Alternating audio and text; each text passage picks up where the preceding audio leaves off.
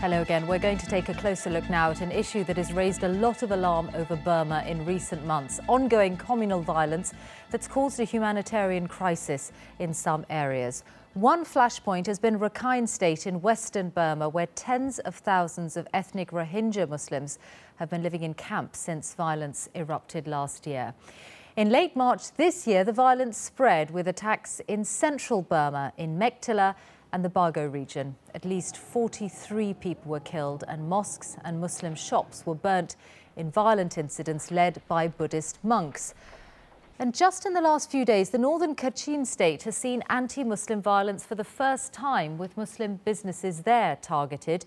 2 people have since been arrested. Well, it's not easy for us to report from these areas, but with me now are 2 people who have just returned from a visit to the refugee camps in Burma. British MP Rushanara Ali, who speaks for the opposition Labour Party on international development, and Melanie Teff from the charity Refugees International. Welcome to you both. Rushanara Ali, what did you see when you went there? We visited a number of camps which currently house Rohingya Muslims. We also visited 2 Rakhine camps of Rakhines who got caught up in the violence. And what we found was that thousands and thousands of people are now displaced. They're in both formal and informal camps. The informal camps are very, very bad in terms of the conditions.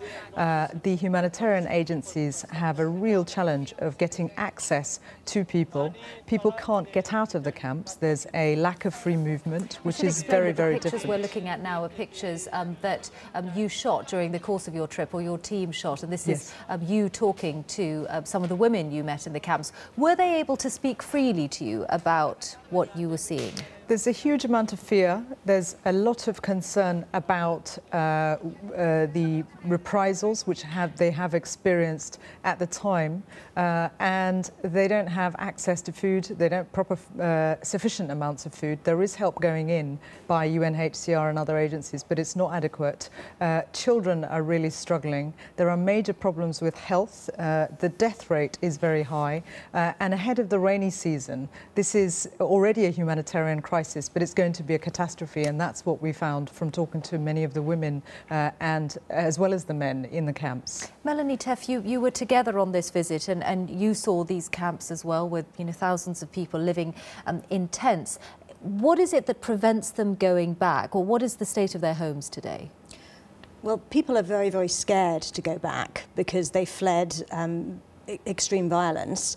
Many of their homes have been burnt down, but some of the people we spoke with would like to return if their protection could be assured. They were asking to return to their home areas if security could be provided. If security can't be provided, they have no alternative but to stay in these dreadful camps. Okay, so in the meantime, they're in living in these tents, which again you saw and which we have pictures of. When you put concerns about conditions in places like this to the Burmese government, what do they say? Presumably you are pressurising them. They say that they are currently not in a position to provide security to enable the communities to come back together. I haven't seen any plan that has been made for trying to bring the communities back together or to provide that security. In the meantime, as Rushanara has said, in 2 or 3 weeks' time, many of these camps will be underwater because of the rainy season, and the plans for moving people even to higher ground are unclear. So there's going to be a health crisis in 2 or 3 weeks' time if something isn't done. Yeah, so clearly time is short. Rushanara Ali, what got you interested in all of this? You are of Bangladeshi descent yourself, and this is an area in the west of Burma that borders on Bangladesh. Is that where you felt a connection to what's happening? Well, I was primarily interested as Shadow International Development Minister, but I have a lot of constituents who are concerned about what's happening, who are very keen that the international community is made aware of the level of Islamophobia that's driving these attacks, which is now damaging the lives of Rakhine people as well. And this goes back to the question of citizenship and free movement, which is underpinning the problems people are facing now now in the camps, they can't actually get out of the camps to get help. The UN and the other agencies have to reach them, and as the rainy season starts, that's going to be incredibly difficult.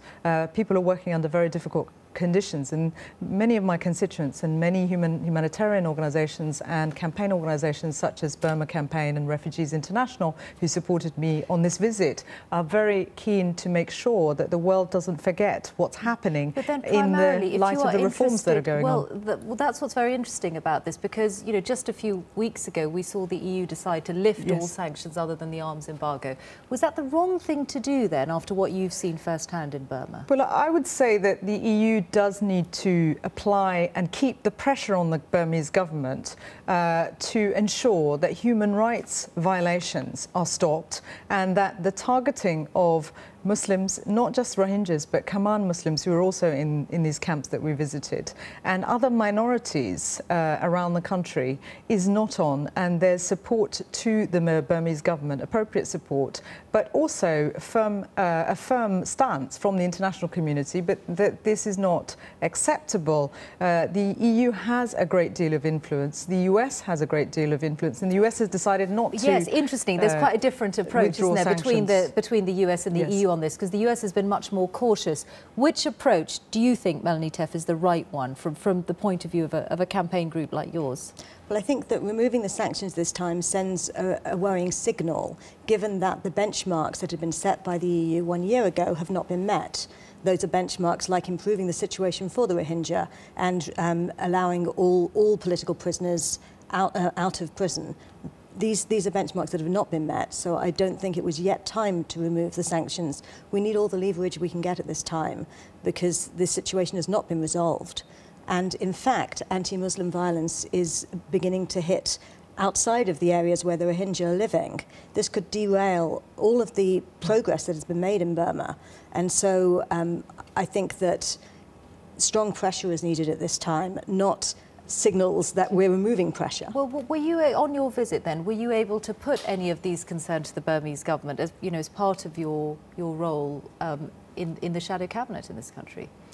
Well, my colleagues have met with members of the Burmese government. I was focused primarily on visiting people who were affected by the disaster, so much of my time was focused on that, but I did meet with the international agencies that are active there, and I will feed these points back to our government as well as my colleagues in the shadow cabinet to make sure that we work together to keep the appropriate level of pressure on the Burmese government for further reform. While Burma has made a great deal of progress in recent years, it's clear that the ethnic tensions and the violence that we're seeing that is often below the radar of the international community, that could, as Melanie has said, that could very much derail the progress, and we need to make sure that we work constructively and apply constructive pressure on the Burmese government to act on this very important issue. Well, thank you both for coming in to speak to us on your return from Burma, Rushanara Ali and Melanie Teff from Refugees International. And we did try to contact the Burmese embassy in London to see if they would take part in this discussion.